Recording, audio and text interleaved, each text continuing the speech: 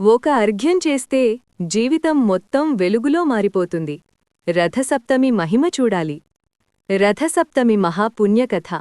సూర్యనారాయణుని తేజస్సు, పూజ, ఫలమహిమ. పూర్వకాలంలో భూమితల్లి మౌనంగా విలపించేది. ఋతువులు సక్రమంగా రాక, చలి అధికమై, సూర్యకాంతి బలహీనంగా మారింది. పంటలు పండలేదు, నదులు ఎండిపోయాయి, మనుషుల జీవితాల్లో ఆనందం తగ్గిపోయింది. భూమితల్లి తన మనసులో ఇలా అనుకుంది: నన్ను పోషించే సూర్యుడు బలహీనమైతే నా సంతానం ఎలా జీవిస్తుంది? ఈ వేదన దేవలోకానికి చేరింది.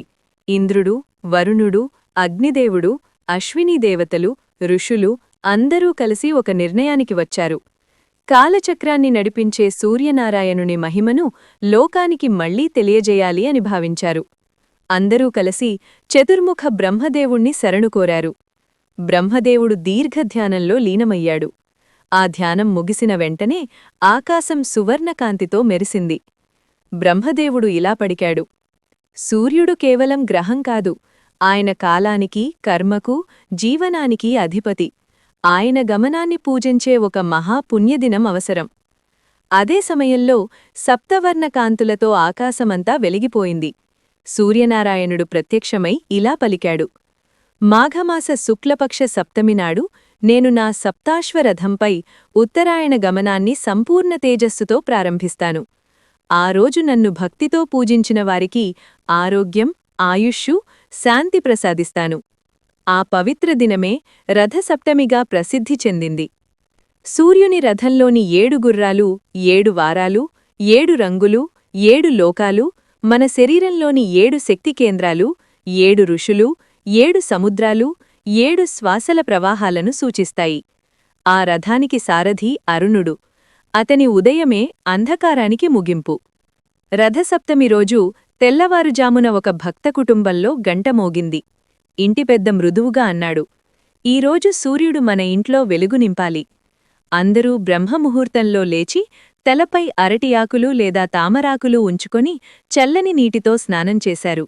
ఈ స్నానం శరీరశుద్ధి కాదు, మనశ్శుద్ధి. ఇంటి ముందు ప్రాంగణం శుభ్రం చేసి రంగవళ్లులతో అలంకరించారు. తూర్పు దిశగా సూర్యోదయం స్పష్టంగా కనిపించే చోట పూజపీఠం ఏర్పాటు చేశారు. తామ్రపాత్రలో నీరు, పసుపు, కుంకుమ, అక్షతలు, పువ్వులు, దీపం, ధూపం, నైవేద్యం సిద్ధం చేశారు. సూర్యుడు నెమ్మదిగా ఉదయిస్తుండగా అందరూ మౌనంగా నిలబడ్డారు. ఇంటి పెద్ద 2 చేతులతో నీటిని పట్టుకుని సూర్యుని వైపు చూసి జపించాడు: ఓం సూర్యాయ నమః, ఓం ఆదిత్యాయ నమః, ఓం భాస్కరాయ నమః. నీరు భూమిపై పడుతుంటే సూర్యకిరణాలు తాకి అది అమృతంలా మెరిసింది. ఈ అర్ఘ్యమంటే మన అహంకారం, మన బాధలు, మన భయాలను సూర్యునికి సమర్పించడం. తరువాత భక్తులంతా శక్తి మేరకు 12 సూర్య నమస్కారాలు చేశారు.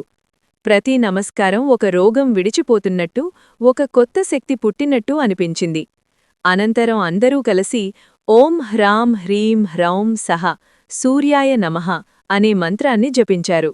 కొందరు ఆదిత్య హృదయం పఠనం చేశారు. ఆ మంత్రధ్వనితో ఇంటి వాతావరణమంతా పవిత్రమైంది.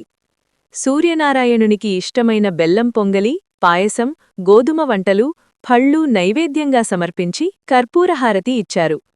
పిల్లల ముఖంలో సూర్యకాంతిలాంటి చిరునవ్వు మెరిసింది. ఆ రోజు నుండి ఆ ఇంట్లో అనారోగ్యాలు తగ్గాయి, కుటుంబంలో ఐక్యత పెరిగింది, విద్యా ఉద్యోగాల్లో పురోగతి వచ్చింది, భూమి సారవంతమైంది. అందరూ అర్థం చేసుకున్నారు: సూర్యుడు దేవుడు మాత్రమే కాదు, మన జీవితానికి నిత్య సాక్షి. రథసప్తమి నాడు సూర్యునికి భక్తితో ఇచ్చే ఒక్క అర్ఘ్యం కూడా జీవితాన్ని వెలుగులో నింపుతుంది. ఆరోగ్యం, ఆయుష్షు, శాంతి స్వయంగా వస్తాయి. ఓం సూర్యాయ నమః.